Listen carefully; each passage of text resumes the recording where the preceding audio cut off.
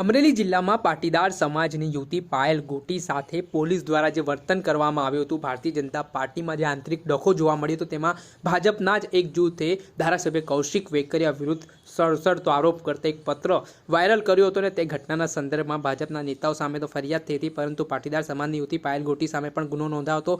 એટલું જ નહીં, આ મામલામાં પાયલ ગોટીનું પોલીસે જાહેરમાં સરઘસ પણ કાઢ્યું હતું અને ત્યારથી જ અમરેલી જિલ્લાની રાજનીતિ ગરમાઈ છે। આ મામલે સત્તાપક્ષ અને વિપક્ષ દ્વારા સતત એકબીજા ઉપર આરોપ પ્રત્યારોપ કરવામાં આવી રહ્યો છે। ત્યારે હાલ જે કોંગ્રેસ દ્વારા જે પાયલ ગોટીના સમર્થનમાં ઉપવાસ હોય કે આંદોલન ચલાવવામાં આવી રહ્યું છે, તેમાં આ આંદોલન છે તે કોંગ્રેસ પ્રેરિત હોય તે પ્રકારના આરોપો પણ સત્તાપક્ષ દ્વારા કરવામાં આવી રહ્યા છે। ત્યારે આ મામલાને લઈને કોંગ્રેસના નેતા બિરજી ઠુમ્મરનું પણ નિવેદન સામે આવ્યું છે। તેમણે આ મામલાના સંદર્ભમાં કહ્યું છે કે આ કોઈ કોંગ્રેસ પ્રેરિત આંદોલન નથી, આ નારી સ્વાભિમાન મંચ એટલે કે ભવિષ્યમાં આવી રીતે કોઈ યુવતી સાથે આ પ્રકારની ઘટના ન બને તેના માટે રાજકીય નેતાઓને પ્રમાણભાન આવે તે માટેનું આ આંદોલન છે। સાથે જ આટલું જ નહીં, જે પાટીદાર સમાજની યુવતી છે પાયલ ગોટી, તેમની સાથે જે ઘટના બની છે તે મામલાને લઈને ભાજપના દિગ્ગજ નેતાઓ હોય, પૂર્વ સાંસદ નારાયણ કાછડિયા હોય, દિલીપ સંઘાણી હોય કે પછી ડૉક્ટર ભરત કાનાબાર સહિતના નેતાઓ હોય, એ તમામે તમામ અમરેલી જિલ્લાની પોલીસની કામગીરીને વખોડી રહ્યા છે। તે મામલે પણ બિરજી ઠુમ્મરે પોતાની પ્રતિક્રિયા આપી હતી। સાથે જ પાટીદાર સમાજની યુવતી પાયલ ગોટીને લઈને સાંસદ પરસોત્તમ રૂપાલાએ જે નિવેદન આપ્યું હતું તેને લઈને શું કહી રહ્યા છે બિરજી ઠુમ્મર, તે સાંભળી લો। તાજેતરમાં પાયલ ગોટીનો જે બનાવ બન્યો છે, એક દીકરી ઉપર જે અત્યાચાર થયો છે, તે બાબતમાં રાજ્યના પૂર્વ મુખ્યમંત્રી વિજયભાઈ રૂપાણી, પૂર્વ સાંસદ દિલીપભાઈ સંઘાણી જેલની મુલાકાત લીધી અને સ્ટેટમેન્ટ કર્યું કે પોલીસનું કામ ભૂલ ભરેલું છે। નારાયણભાઈ કાછડિયાએ પણ આ બાબતમાં સ્ટેટમેન્ટ કરી અને પોલીસની કામગીરીને વખોડી છે। પુરુષોત્તમ રૂપાલા પણ બોલ્યા મીડિયાની સમક્ષ કે ઉતાવળે થયેલો નિર્ણય છે, કાયદો કાયદાની રીતે કામ કરશે, સીટ નિયમી છે, એની ઉપર અમને વિશ્વાસ છે। દિલીપરાયને પણ હવે નિમવામાં આવ્યા છે। ડૉક્ટર કાનાબાર સંગઠનના એક આગેવાન, સામાજિક અનેક આગેવાનોએ, જાહેર જીવનના જુદા જુદા લોકોએ સ્ટેટમેન્ટ કરીને જણાવ્યું કે આ પોલીસે ભૂલ કરી છે। ત્યારે લોકોના અનેક ફોન આવે, સુરત ગયો ત્યાં પણ મને અનેક લોકોએ રજૂઆત કરી કે તમારા ધારાસભ્ય અને સાંસદનું શું કહેવાનું છે, એના માટે પણ વીરજીભાઈ તમારે ખુલાસો કરવો જોઈએ। એટલે સુરતથી હું અમદાવાદ ગયો હતો, સોમવારે સુરત મારું આંદોલન હતું, મારી ધરપકડ થઈ હતી। અમદાવાદથી આજે આવી અને સીધો જ મેં પહેલો પત્ર લખ્યો। ત્યાંના લોકોએ કહ્યું, અનેક લોકોએ મને ફોન ઉપર પણ જણાવ્યું કે વિજયભાઈ ચૂંટાયેલા એકેય ધારાસભ્ય કે સાંસદ બોલતા નથી અને રૂપાણી સાહેબે પણ નિવેદન કરવું પડ્યું। પોલીસની વાત જુદી છે, કોંગ્રેસને ભલે એના માટે આ કોઈ કોંગ્રેસ ભાજપનો સવાલ નથી।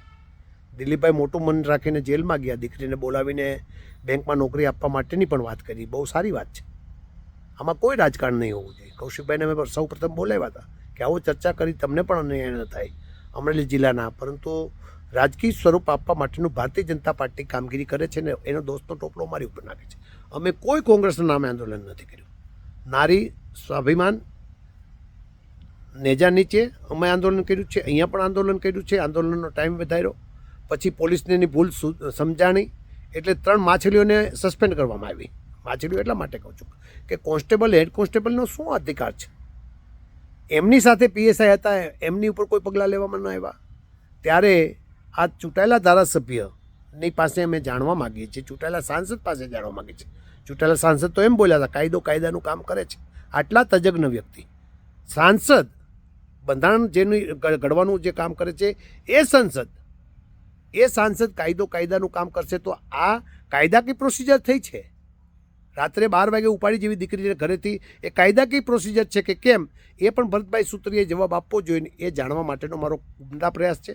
મેં કોઈ પણ કોંગ્રેસનો પંજો દોર્યો નથી, માત્ર પૂર્વ ધારાસભ્ય તરીકે પત્ર લખ્યો છે, જિલ્લાના આગેવાન તરીકે પત્ર લખ્યો છે, એક પાટીદાર સમાજ તરીકે નહીં પણ એક ખેડૂતના કાર્યકર્તા તરીકે મેં પત્ર લખ્યો છે કે દીકરી ઉપર ભવિષ્યમાં આવું ન થાય।